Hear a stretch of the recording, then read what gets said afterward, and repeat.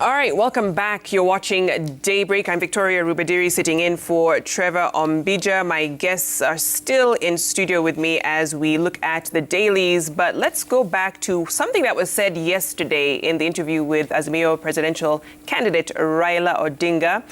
And he said he's yet again going to concede if he loses the election. Let's listen into what he had to say yesterday on that. I'm the sportsman between me and him. And I know that asiyokubali kushindwa sio mshindani. So I would easily accept defeat and congratulate the winner. All right, so that is always a question that goes to every candidate, every election cycle, whether they'll accept defeat should they lose. Protas, what is your initial reaction to Raila's response to that question? Thank you. I think that is a very good gesture, and we need to hear this from all the candidates. And I believe in the background, what we would want is that we have credible elections, so that when the process is properly conducted, which is one of the things as ICJ Kenya we're pushing for, together with other like-minded civil society organizations and other partners, and even government actors, because in our engagement, we've been pushing for preparedness for the election. We have engaged the judiciary, we have engaged the legislature, we have engaged the executive through the Ministry, Interior and Office of the DPP. What we would want is that the process leading to the elections is transparent. There is a lot of preparedness. When candidates say that they will accept the election results, then we are all at peace, because we know that whatever everyone is fearing, which we have experienced in the past about having post-election violence, will not be there. On the other hand, apart from saying that, if there is any candidate who loses and feels they are aggrieved, perhaps you're questioning one or two issues in the process or in the results declaration, we have a forum where you can go to express your dissatisfaction, which is the judiciary. And I can tell you for sure, the judiciary, in our engagement with them in the last almost 1 year, they have been preparing. We have partnered with them in some of their trainings. And if any of the candidates bring their grievances, not only these presidential candidates, but at all levels of the elections, I can say that I've seen the judiciary prepare. So we would want people to go to this forum, let the judiciary determine whatever disputes you may have, and then we leave it at that. As civil society, how would you rate the IEBC's preparedness? Because as much as you've said the judiciary is preparing, will be ready, we want to avoid another Maraga moment, if you will, right? So how would you rate their preparedness thus far? As a civil society, there are times when we've engaged with IEBC. I know there are also some of our partners, people that we have worked with, who have been engaging them. And from what they tell us is that they have also been preparing. Probably what we would need to hear more from them is what they have done in terms of reassuring Kenyans on their preparedness. I'm happy to note that today there's an engagement with some of the IEBCs engaging some of the parties who are involved in the elections. And I would want, probably, if they could engage all stakeholders and maybe even make it a point to give regular updates on what they're doing, because sometimes that lack of communication makes people now start wondering and questioning. But from what we hear is that they have been preparing, but we need to hear from them what they have done. Possibly they can share as much as they can to reassure Kenyans that this is what you have prepared.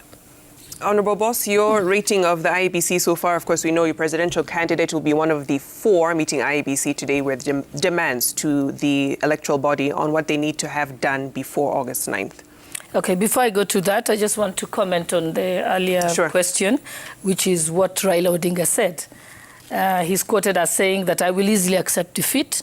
I am the better sportsman, and that asiyokubali kushindwa sio mshindani. Says the man who has never accepted any single announcement by the Electoral Commission in the 4 times he has run. Says the man who has never accepted defeat. So you don't buy it? I don't buy it. I don't buy it, and because I know my team is going to win, and William Ruto is going to win the presidency, I am personally, together with other people, preparing for his election petition, because he's going to do it. History, he never changes. Remember, also, the person sitting next to him, Martha Karua, in 2007, the only election that Raila Odinga won, she was there, refusing to accept that Kibaki had been defeated, and went to great lengths, says again, the team player of the person who never accepts defeat. So I would like you to keep that clip, because we want to be able to play it every single day until we hear him accept defeat, because history tells us, even during the same interview, you can play the clip where he said he went on to still dispute the decision of the Supreme Court after the second election. An election that he refused, after getting the ruling from the Supreme Court, for him to go back. What did he do? He told his people and his supporters to boycott the election. He told them to attack in Nyanza. The IEBC officials who are taking ballot papers to the polling stations were attacked. This is on record. These are facts. So if he can still sit on national television as a presidential candidate, still disputing an election that was confirmed by no less than the Supreme Court of Kenya, are you telling me he accepts defeat? He can't get over himself. So it is his constitutional right to take it to the Supreme Court. He took it to the, I said he took it to the Supreme Court, and he can if he wants to. But a statesman, once the Supreme Court pronounces itself, if you're somebody who believes in democracy, you accept the decision of the court, even if you don't agree with it. That is what someone who believes in the rule of law does. On the preparedness of IEBC, IEBC is prepared, considering they've worked under very difficult challenges. Remember, they were newly constituted recently and have had a lot of challenges. From civil society, you know very well that you have always supported IEBC. When I was at IEC, we had a basket fund where civil society gave us support in voter education, gave us support in training of our officers, and even training of the judiciary, the judges who will hear the election petitions. And so civil society has been very instrumental, together with our development partners, in supporting to undertake the soft part, not the hardware part, but the soft part of the tasks that need to be undertaken in the electoral process. Unfortunately, this year, which our friend chairman here is not telling us, is that that support was no longer allowed. They did not have a basket fund, and in fact, they've been told any support, all development partners have been told that any support you want to provide to the Electoral Commission, you should provide it through the Ministry of Interior. True or false? IFES was told that, and we have letters to that effect. So this time we have IEBC that is not supported. The government has said we have resources, but there is no time in any of our elections that it has 100% been funded by government. We don't allow, let's say, the KIMS kits, anything to do with the register, the printing of the ballot papers, to be supported by development partners of the civil society. But training, voter education, support to political parties, and so on, is normally done by civil society. So you can see, why is the government so interested in getting involved? And since when did the Ministry of Interior get involved in election preparations? It has never happened in the history of Kenya. Even the establishment of the multi-sectoral task force, headed by the Chief Justice, but controlled by Matiang'i's office, which IEBC pulled out of, rightly so, is illegal, because under the Judicial Service Act, there is a body established called the National Council for Administration of Justice. Civil society sits in it also. And they have there everybody involved in the justice chain. So whenever there is a big event like elections, then they co-opt any other person involved in elections. It's chaired by the Chief Justice. And you have there the DPP, you have various ministries that are involved, and so on. And that is the body established under the law. Okay. The multi-sectoral one is not. So we have a IEBC that is working under very difficult circumstances. I'm glad that there is a meeting today, which is normally normal, that you have meetings with the political party leaders in order to tell them about your preparedness and IEBC about their challenges and so on. Yeah. And I'm glad that's happening. Even the issue, I've seen issues that have been raised, you know, that the ballot paper designs should be known, the company that's been contracted. Right. And remember, even a political party is allowed to send their agents to the printing plant to inspect the printing and to even have the packing list availed to them. And to be able to know where the warehouse that the ballots will be first delivered in Nairobi is, and you're allowed to send your agents at the time of dispatch to the various counties of the ballot papers, and to even follow those ballot papers up to the sub-county levels. So this will be a good meeting. I intend to attend it as part of my party team, and this will be a good opportunity so that if IEBC has any challenges, and able to help. I hope the civil society will also send representatives, because it's important for them to also know what interventions they can have, because it's our business to ensure that IEBC is able to. So let me bring Herman in here, because, and just to get your reactions to what Raila had said, but even to rate the IEBC, you know, you've just heard Honorable Boss talk about this multi-sectoral team that is hampering the work of the IEBC. Do you also hold that same view? IEBC pulled out. Before I get there, you know, when I was sitting here for a long time silent, and you know, the only time I talked about Kenya being in a terrible situation, and we have to get out of that situation. And I mentioned that we cannot do so by blame, by excuses, and you asked Gladys to respond to what Raila calls populism, by false, you know, false facts. For example, Uganda does not have cheaper fuel than Kenya, does not have cheaper maize meal unga than Kenya. The populism that Raila is talking about in terms of leaders even saying that price of essential commodities is up because of the handshake, because of baby. That's the populism he's talking about. This country has serious challenges, Victoria, very serious challenges. IEBC will do its best to work, as Gladys says, in very difficult circumstances.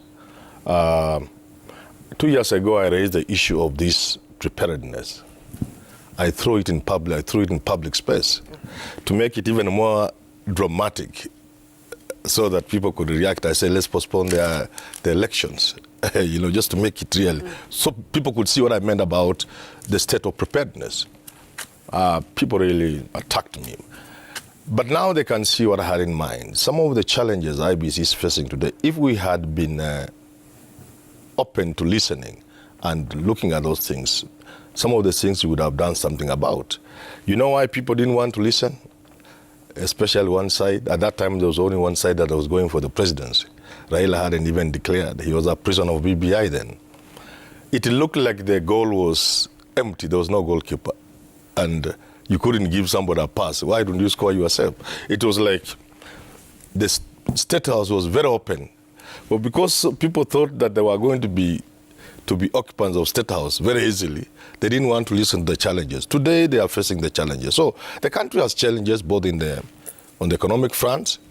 The country has challenges in terms of preparedness of IEBC, but I think leaders in this country will have to work with IEBC, assist IEBC, identify some of the challenges. I like the approach Raila is using, where if you see there's a challenge, you don't just shout, you put it down and say this to us must be addressed. And by the way, when Gladys says Raila didn't follow what the Supreme Court says, that's not true. The Supreme Court did nullify the election, and Raila said, fine, according to the Constitution, we are going for another election. But there were issues identified by the Supreme Court. What have you done about those issues for us to go for another election? When all the issues identified as having compromised the election are still intact, when the officers who messed the election are still in office, how then can we go into another election? It will be useless. And that boycott was based on the fact that IEBC did not respond. Finally, I always get a little amused. I don't want to get annoyed, I just get amused when people say Raila cannot concede defeat, and he has said he can concede defeat. He has never conceded. What has been the case? And Gladys sitting next to me has said Raila won the election. I think I heard that. Did you hear that? 2007. You said, you hear? So now, if from you are saying Raila won the election, how did you expect him to accept the verdict of an election? He actually won, according to you and according to many people, because you are right. In 2017, none other than the Supreme Court did say the election was not fair. So how would you want Raila to behave? To accept elections that were not free and fair? In 2013, he lost. What he did, he went to court, like this gentleman says. As you said, you have a constitutional right as a candidate. Yeah. If you are not satisfied, you go to court. He went to court. Just please. The election was not nullified. Just allow Herman to. The election was not nullified in 2013, despite the things we all saw. The two of you are lawyers, I think. But that's it. He left it like that. In 2017, he went to the Supreme Court. The Supreme Court nullified the election. So which election is this that you are saying Raila has not accepted? Which one? Okay. Which laws? Which of these? Yeah, just allow me, and I'll ask for your permission, because it's good to set the record straight. Which one? In 2007, Raila Odinga did not go to court. Instead, he agreed to be given the position of Prime Minister for him to step down. That's what he did. He didn't challenge the election in 2007. That is the one election, if Raila had challenged, he had a lot of evidence in favor of. And I'm being honest about this. If I was dishonest, I would not accept that. I was part of the team that went in after the Kivuitu team was disbanded. We went in. We saw the documents. We saw that it showed that the president walked into office. I mean, people went to the polling station, voted for the president and left and didn't vote for anyone else. Where did the other ballot papers go? So, of course, that is something I analyzed. I did it as a job. So, in that one, he did not. In 2017, the results were nullified by the Supreme Court. Right. And we accept that. We went back to the election because we are law-abiding citizens. Once we went back to the elections, what Raila Odinga should have done is mobilized his supporters and gone back to the second election. Maybe he would have won. But he didn't. With the same infrastructure in place? But instead, as a person who with the same infrastructure in place? That being the person that he is, that he does not respect the rule of law, he instead decided to take the law into his hands and send people to go and attack IEBC officials. I think you are contradicting yourself. Yes, IEBC officials were attacked in 2017. You didn't go to the second election. He called for a boycott. His people did not vote. That's why he hardly had any votes. So once he refused to once he boycotted, he can't expect the country to wait on hold and not follow the law. The country had to go on. In 2017 they won. We have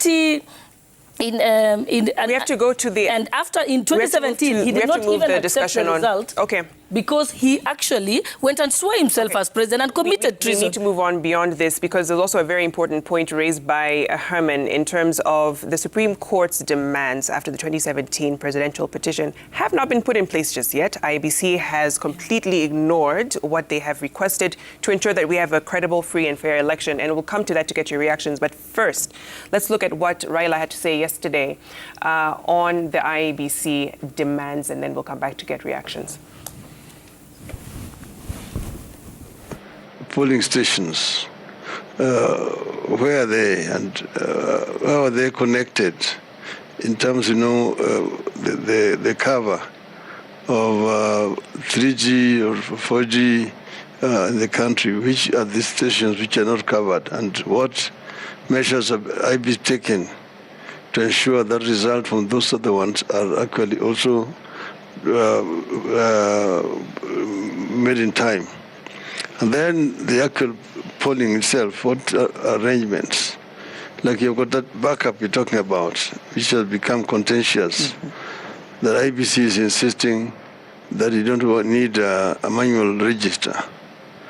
And people are saying that there's no harm in having a manual register as a counter check, so that when somebody comes and is identified electronically, you also delete his name on the manual register. That gives you the number. Eventually you can, from the numbers which have crossed, know how many people have gone through that polling station.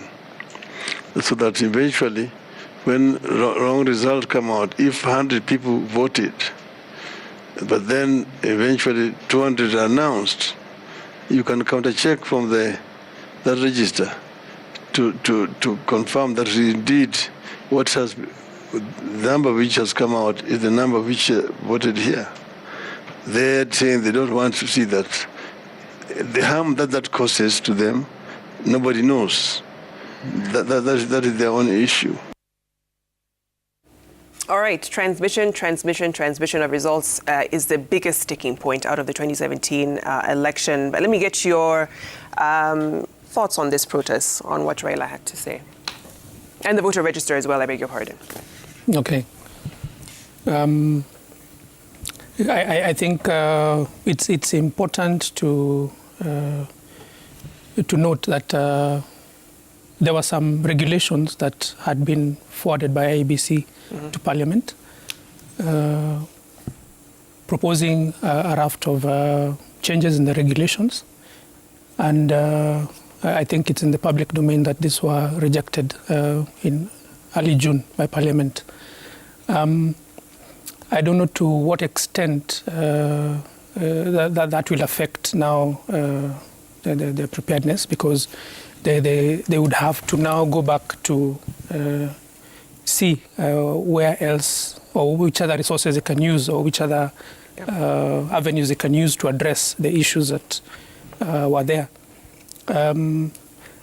I know there was reactions that the regulations were brought late in the day in Parliament, but it was also in the same reporting that IEBC says it took them over a year ago.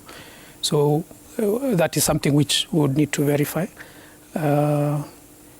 But that said, with what we have, I think the engagement by IEBC, there are some of those requirements which they can address, and which I think, as I've said, we hear from other partners that they have been addressing, which we would want them to now indicate what they have done. Right. So we wait to hear about that. I think you have also mentioned about transmission, which is a concern. So that is something which we would also wait to hear about, the connectivity in all the gazetted polling stations. It's important to have a clear communication on what has been done, so that all the people who need to exercise their right exercise it, and whatever they have done gets to the correct place. That's it and done. I know for a fact that the electronic transmission is mandatory for the presidential election only. But the results announced as per the law at the National Tallying Center are actually announced from the actual documents that have been completed. So that is something that we also have to be alive to. But we need to be reassured about the transmission, but also know that we'll have the manual documents present. There is the issue of the voter register. I think there was communication that the manual register would not be present at the polling stations. But I know our partners in civil society had gone to court on that.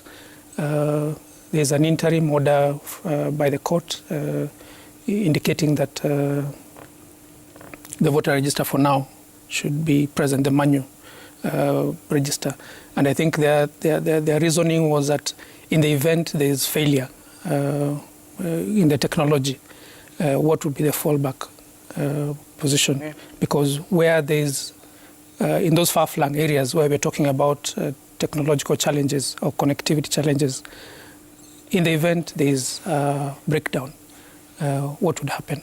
It would be a recipe for disenfranchisement of the voters there. Okay.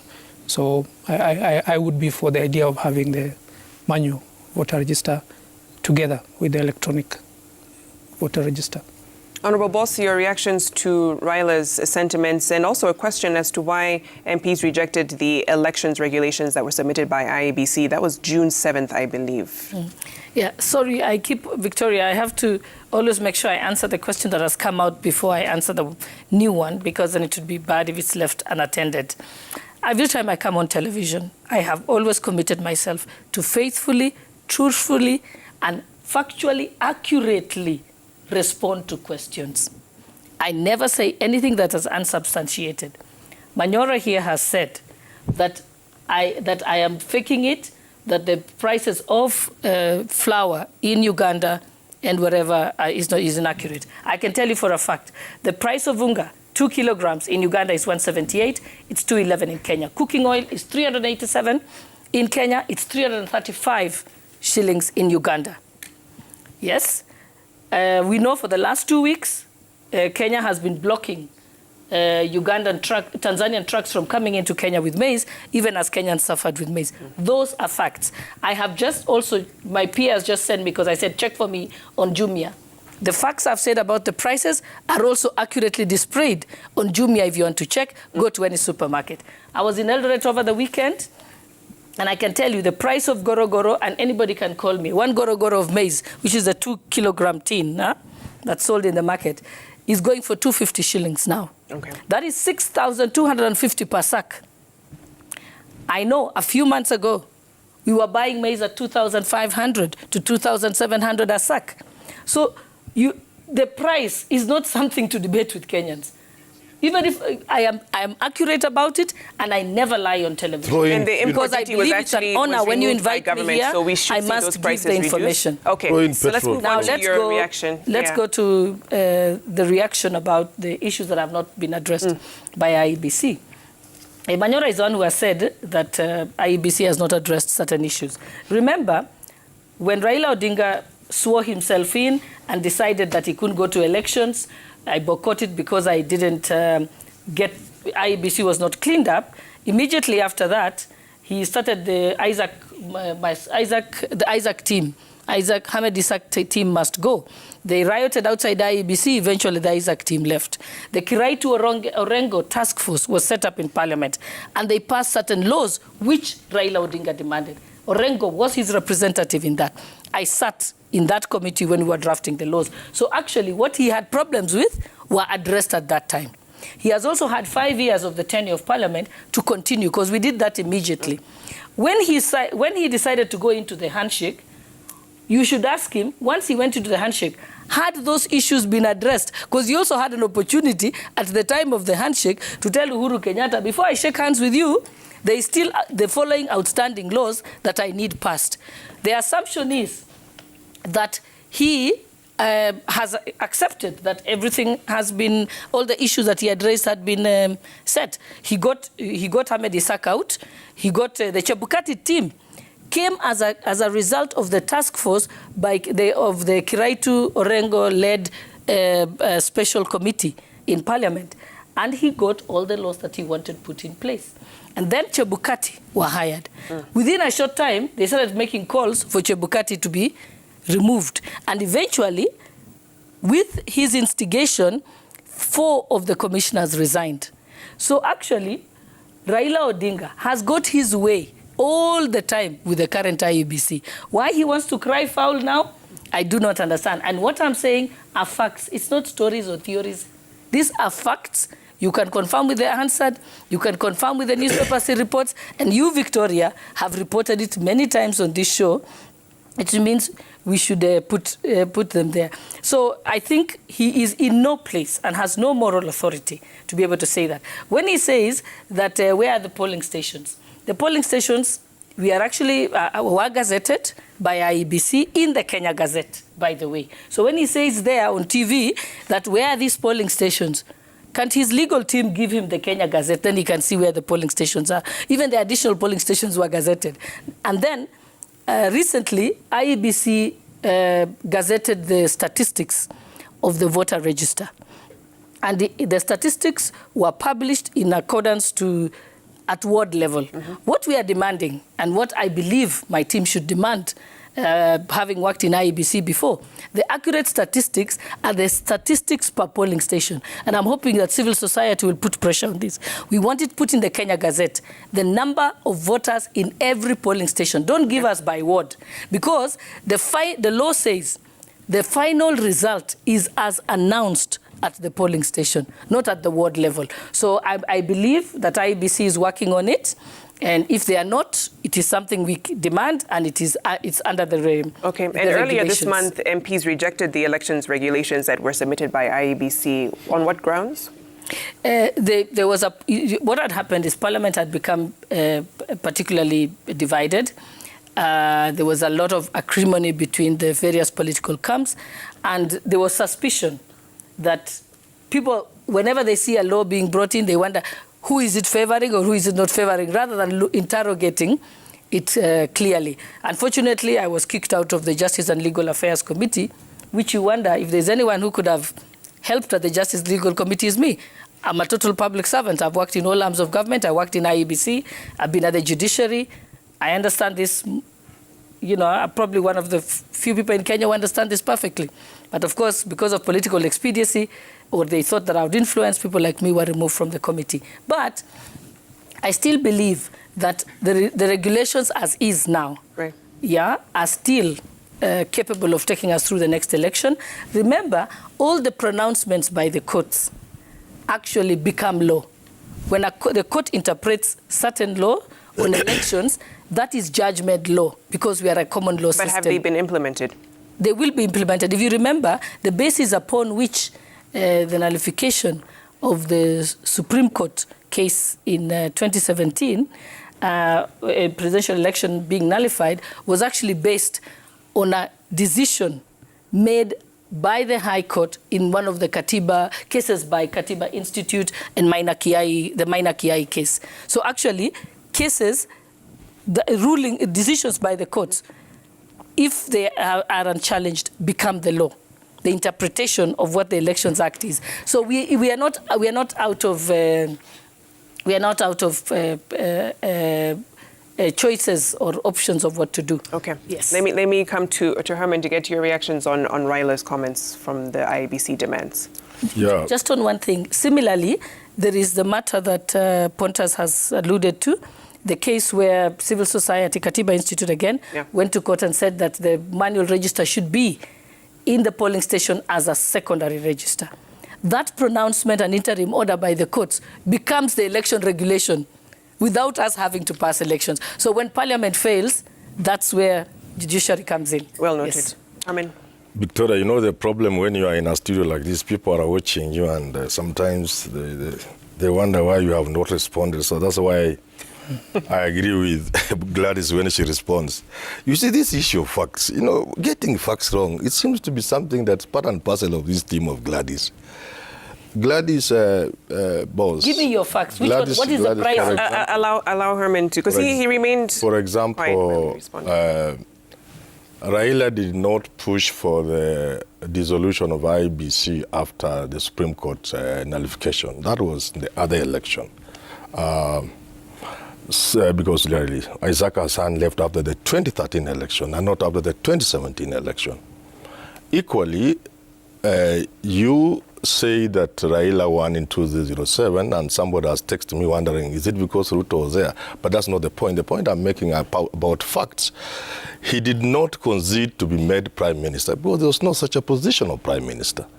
The position of prime minister was a product of a process that was put in place to save this country from collapse when the country was burning. So there wasn't such a position. To IEBC, Victoria, like I said, there is a lot we could have done. But the people who should have pushed for this were so sure of victory.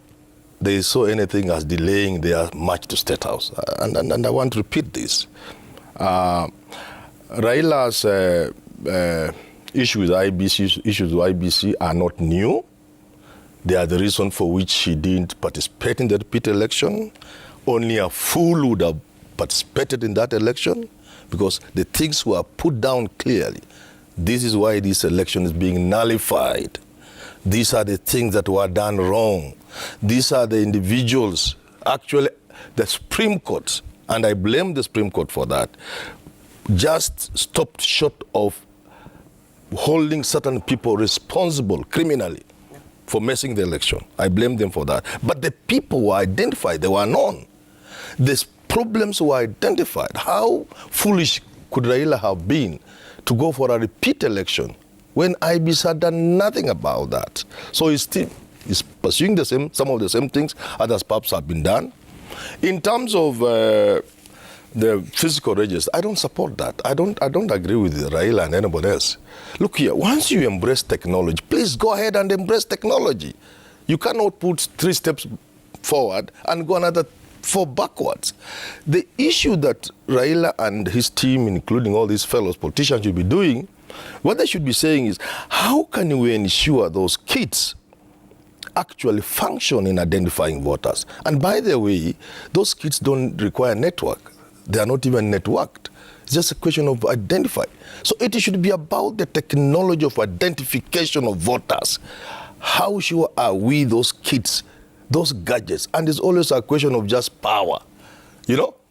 Instead of having 1 or 2 batteries, why can't we have 5 fully charged batteries? Why don't we train the boys and girls who, man, sometimes I've seen it. I think you could have seen it. You go to a voting station, a polling station, 1 hour, the kits are not working. Then somebody drives from the constituency office and comes. It is just the boys and girls didn't know how to operate the kit. And ashika tu hivi na inaanza kazi. So training them well and ensuring the gadgets work. And that's what I meant by political parties, players like Raila Odinga and William Ruto. They should embrace this idea of working with intelligent men and women, forming teams.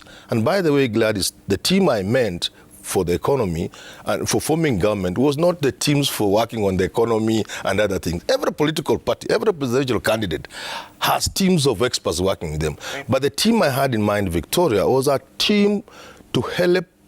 In America, once you are identified as one of the top 2, you are bound by some law, I think, or practice, to put up a team to help you form government. So that's not a hazard. So there's not something you just wake up one day and appoint ministers.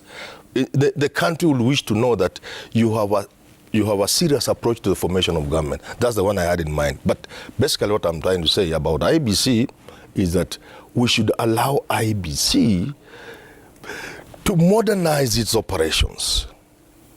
If the problem is with the kit, let's find out how to ensure the kits work. Do you feel they have enough time to do that?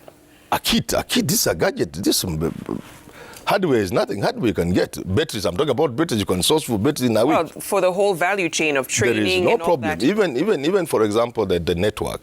It is not true that if you don't have 3G, 4G, you can't transmit. Because if you send somebody a WhatsApp message, for example, Victoria, and somehow you don't have data bundles on your phone, the moment you load bundle, it goes. And that's how it works. So, secondly, you could use satellite phones.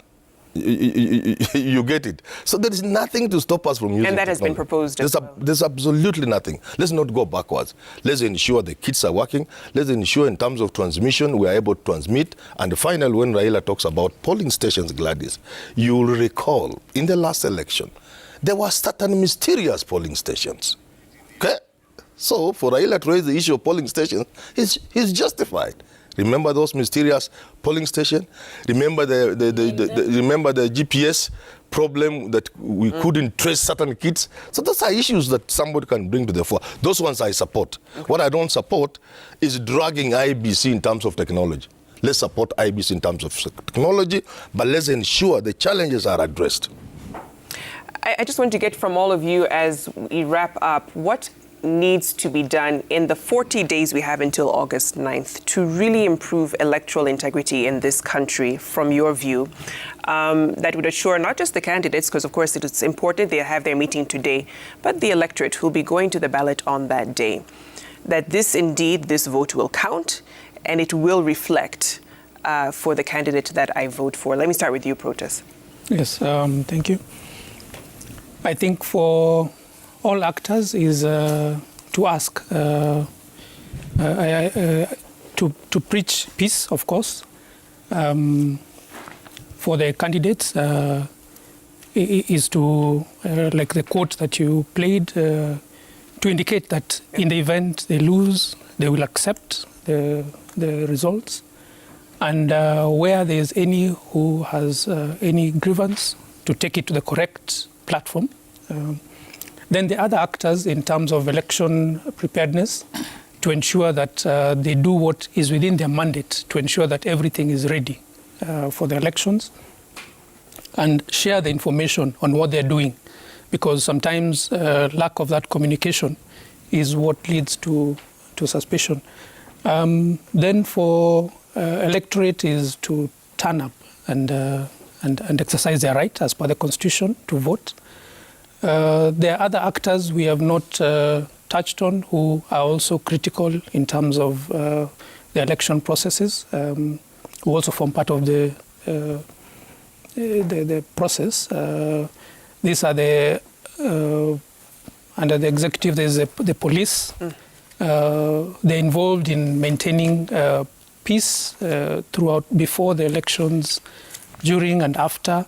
They are also involved in investigating where there are offenses committed, because the elections offenses committed before, during and after, and they should be ready to and swiftly address such concerns. It could be in the form of violence, could be hate speech. I know NCIC has been quite vocal on what needs to be done.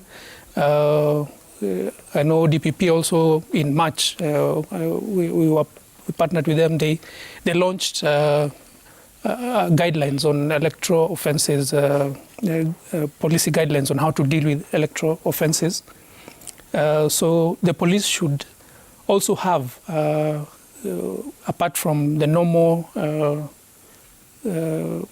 offences that we are talking about, there's one which is, in my view, critical, the one for sexual gender-based violence. In the previous elections where there's been violence, that has been an issue that has been talked about quite a bit. I know even from 2007 elections, there was even a petition that was filed in court by the civil societies regarding sexual gender-based violence. And even though the matter took quite some time to be determined, the court found that there was violence and gave remedy to some of the victims. So would ask the police to have, we know that they have specialized desks to deal with gender-based violence. Perhaps they should go steps ahead to ensure that these are properly manned by people who have been trained to deal with these incidences. They have those personnel, but just to ensure that all those desks have such people. And this should run from now till the elections and after.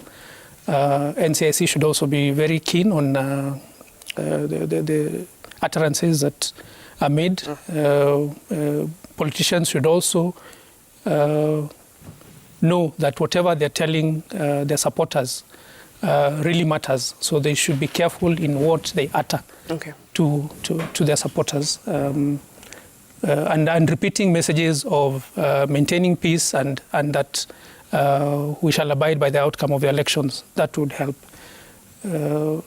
Yes, and then also the electorate to ensure that they are not used to do any thing that goes against the law. Yes, support your candidate, vote, and then we wait for the results. Honourable Boss, your final submissions? My final submissions, that one, I think what I'd like to see IEBC is also cracking the whip on the government, because we know for a fact, and it's a subject of litigation at the moment, that public servants are involved in supporting one political candidate, that's Raila Odinga, CS Musheru, CS Munya, CS Matiangi, CS Professor Kobia. And also, I think as a checklist, because you are asking about whether we are safe going forward, all political parties, through their agents, have access to the voters' register. Mm-hmm. So even when he says that there were some mysterious polling stations, then where were Raila Odinga's agents? Not to raise the red flag to say these are non-existent polling stations. They had access to the Kenya Gazette of all the polling stations. You can have it. So you raise it at that stage, but not to come and say it 5 years later that there were mysterious polling stations. Having an extra polling station is, where would they even get the ballot boxes? And we have agents all over the place. I think Professor Manyora talks about that there's supposed to be a team that helps the president now, 60 days to the election, for the two top contenders. That may be the law in America, but that's not the law in Kenya. In Kenya, we have what we call the Assumption into Office Act, which then manages the transition. Okay. They are representatives of the outgoing president and representatives of the incoming president. And there is briefing sessions that are formally done under the law for the incoming president, the person who's president-elect. It kicks into action. Okay. So there is a law relating to that. As to the point about lacking network in various polling stations, that could happen. In fact, it was worse off during our time. And what we did is we used satellite phones at that time. And sometimes the service providers were able to provide temporary towers for those areas. So this is not something that cannot be resolved. And usually the service providers are more than happy to be able to do that. So since the polling stations are not a mystery, you're able to check where coverage is. Coverage has significantly improved. But the reason why there is the case in court is to say, let us have the manual register as a backup, not as the primary register, but as a backup. And even by the time you fall back on it, there is a process of accreditation and approval and agreement by all agents of the political parties before you can do it. Okay. When you talk about the gadget, I know it better than you, Manyora. During my tenure, we as a team designed the first biometric pilot program in 17 constituencies. So I designed the system and I understand it. The system works in this way. The gadget will have the primary data. But the clerks just have access up to a certain point. Yeah. If they get stuck, if your first finger doesn't work and they have to access the rest of your 10 fingers, then you have the presiding officer who has higher credentials. And then you have even another more senior person who can access the back end and be able to get to the actual end user face. Okay, we know that it's GPS locked. So and when you talk about are people trained to understand how to do this, remember they've done voter registration. Right. The same clerks are out. Honourable Boss, I have to cut you off there just to give all these are dealt with. Let's talk from a position of being factual. Fantastic. Rather than speculation. Herman, your final word. Yeah, just to join him in saying that peace is number one, peace is number two, peace is number three. Other things can start from number four. During and after elections, and before elections. And the last thing I want to say this morning is to ask our politician, one of them sitting with us this morning, is to know that this is our country. There will be tomorrow and there will be day after tomorrow, and Kenya will be there. Mind what you say. Stop being populist. Stop, for example, making Kenyans believe there are places on this earth where people are feeling very well. They are not feeling the pinch of the economic strain, Uganda included, where they pay more for fuel by about 40 shillings than us. We are soon getting there as soon as government removes subsidies. Let's stop being populist. In any case, I want to advise our politicians, since some of them are very sure of winning this election. Don't promise things when you know they are not true. It is cheapness, because in the unlikely event, for example, William Ruto became president, how will he sort out the things he's promising Kenyans when some of them are quite untenable. You do not prepare the country for a Ukrainian orange moment when you put expectations so high, yet you know we are operating in an entirely difficult environment. Victoria, what I want to finish by saying is this country, just like other countries in the world, has serious challenges. And anybody who becomes president in the next couple of weeks or a month or so is going to occupy State House with a lot of challenges. There is no time for cheapness and populism. There's only time for people to face the challenges seriously. And I go back to the point of saying, I want to see political leaders like Raila Odinga and William Ruto showing evidence of seriousness by the men and women they are working with. That is really important because the country cannot survive on cheapness and populism. Okay, yes. Well noted. Thank you so much, Herman Manyora, Gladys Boss-Cholet, and Protas Sande for your time and insights this morning. Really appreciate it. We take a short break here on Daybreak. Much more ahead. Stay with us in the 8 to 9 o'clock hour. Have a fantastic rest of the day. Bye for now.